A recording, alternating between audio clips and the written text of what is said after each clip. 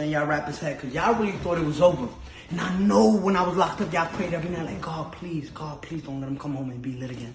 God, please, every time I open the gram, all I see is him. Y'all wasting prayers, homie. But y'all don't fake accounts. But y'all don't fake, that's a fact. Listen, instead of wasting the prayer, wasting on another man's downfall, y'all should pray on a career, bro. Because I know y'all ain't prepared for no pandemic. Nigga, look at me, nigga. I look like money.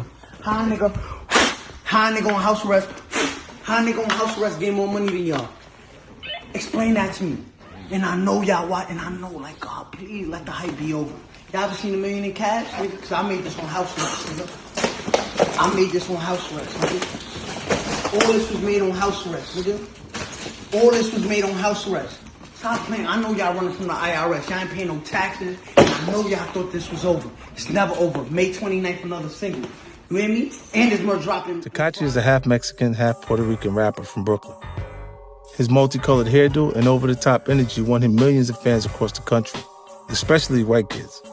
They might not be able to dread their hair like the Migos, but they could definitely put in all the colors of the rainbow like Tekashi. He went from being a virtually unknown SoundCloud rapper to one of the biggest stars out there in not much more than a year. Tekashi's image was of a tough, reckless instigator, but he was actually a sweet kid at heart, much closer to a WWF wrestler playing a role than an actual gangster. So to reinforce his image, he started surrounding himself with street dudes. But those guys were not playing a role. They were the real deal. Once they realized Tekashi wasn't, they started seeing him as food.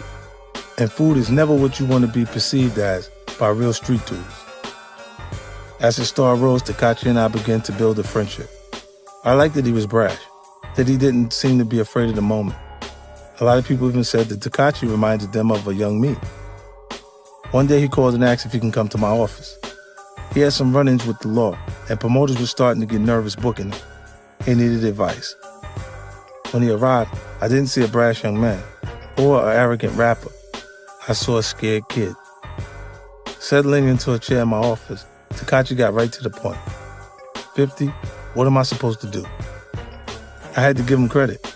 He acted well in public, but in front of me, he was willing to be vulnerable. He was smart enough to know he was in over his head. He and I had never had conversations about what was going on.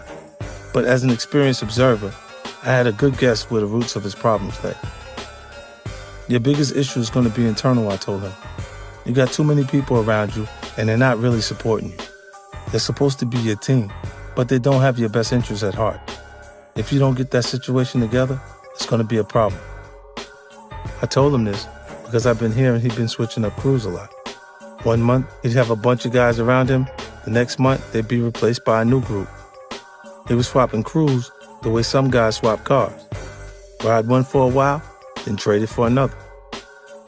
He probably thought that was all a part of the act, but I knew it was a serious miscalculation. When you bring people around as a rapper, there's an expectation that you provide them with opportunities. Help them get noticed as an artist themselves or get established as a behind-the-scenes player. Introduce them to brands they can get checks from. You only have a limited amount of time to make good on that expectation. If you don't, confusion will set in. It will grow faster if they see you suggesting the opportunities to other people. When that happens, the original crew will start feeling disposable. You never want anyone around you feeling that way. When someone perceives themselves as disposable, any sense of loyalty will vanish. Instead of waiting for an opportunity, they're going to aggressively come after you for what they think is owed to them. They're going to extract that debt however they can. Being a smart kid, Tekashi saw the value in my advice and conceded that he was in a precarious spot. He even started to make moves to replace the guys that he knew had it in for him. But it was already too late. Not long after our conversation, Tekashi was arrested on federal RICO and firearm charges. In the indictment, the government even alleged that several members of his crew had plotted to kill him. I'm sure that was a scary realization for a kid who thought he was a WWF wrestler, not someone who was actually playing with life and death stakes. As I'm writing this, Tekashi has just finished testifying against his own crew and was sentenced to 2 years behind bars. I believe one of the things that tripped up people like Tekashi and Ja Rule is that they grew up on the outskirts of the hood. They weren't from the hood, but they had been exposed to it. It tricked them into thinking they were equipped to handle situations they weren't actually built for. Contrast them with someone like Drake, who isn't even from the outskirts of the hood. He's from a completely different environment. I never see Drake associating too closely with the artists he puts on. He always keeps a good deal of space between himself and whoever he's associated with at the time. He's smart enough to judge his own character and concede that there are some forces he won't be able to harness. Tekashi was a great judge of what white kids wanted to listen to in order to piss off their parents. But he wasn't as good at assessing people's characters and intentions. Sadder still, I really think Tekashi's a perceptive kid. If he would have slowed down and taken the time to study the people around him, get a feel for their energy, he would have realized that they weren't a right fit for him. Instead, he was in a rush. The Instagram likes and retweets were coming so fast that he probably started to confuse social media with reality. On social media, the guy throwing up signs next to you is your man until the end. You're ride or die. In real life, things are never that simple. We all aspire to it, talk about it, envy those who achieve it, we think about it, fight for it. It is really worth it. Success comes with reaching our aims, and it brings us incomparable satisfaction and happiness. That gives us a unique opportunity to be happy every day. If we achieve small goals every day and step by step, we will be approaching our great dream. Recollect your studies at college, when you had to combine work and study, when you had a very tense schedule, when your only solution was a custom term paper to get through the semester. But you stood it. By achieving mini goals every term, at last you reach the main aim, successful graduation. And that is why you are a successful person. But one of the qualities of a prosperous person is that he is always striving for perfection and will never rest on his laurels. So, let's go further and develop ourselves. Close your eyes for a minute and imagine a successful person. Is he rich or poor? Surely, most of us associate success with rich people.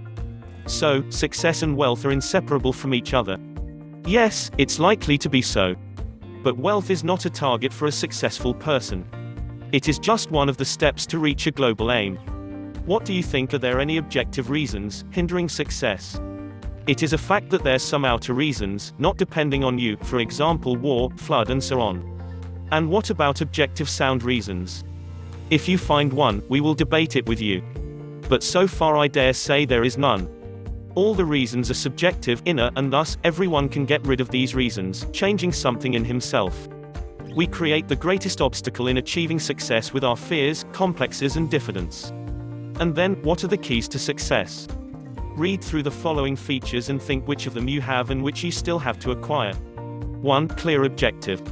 Without the aim, no achievement is possible. A thoroughly equipped ship with wonderful crew will arrive nowhere if it hasn't any course of direction. 2. Accurate strategy. Unplanned success is a planned defeat. Accurate and logical strategy helps to realize the grandest projects. A successful person fulfills a small portion of his great plan every day. If you stick to your plan, then you will be able to realize everything you want. And if you want, you have a potential. 3. Positive attitude. Positive thinking, positive attitude to the world work wonders. You live in the world you create for yourself. You want to live in a wonderful world, think about something wonderful. Stop being afraid of failures and you will reach your success. 4. Faith in success. Faith strengthens your potential, and doubts destroy it. If you have some desire, leave all your doubts behind. Just believe in the possibility of its realization and you will have not so many obstacles in your way.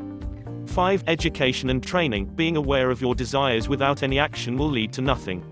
Only actions, supported by knowledge, will result in great success. Constant training, constant improvement of your professional knowledge, these are the features that distinguish a successful person. Our world is ever changing, and only on condition of applying your new knowledge you can keep pace with time. 6. Self-improvement. It helps us to change for better, overcome our complexes and fears, get rid of diffidence. Remember that everything depends only on you. You are master of your fate, your success and happiness. And if you don't possess all the listed above qualities, then you will be able to develop these features, improving yourself. The only thing that does not depend on you is strong desire, it is given to us by nature. 7. Self-confidence helps us to get top results where there is no premise for it. Fighting with your complexes, the person is approaching the ideal and makes the best of the work. This article is merely a presentation of philosophy of success. These are only words, though wise and true. But you are able to turn this philosophy into a powerful tool for improving your life from now on. And then the philosophy will revive and you will benefit from it greatly. This simple philosophy will become your strategy, your guiding thread in achieving success. I am sure it will lead you to great success.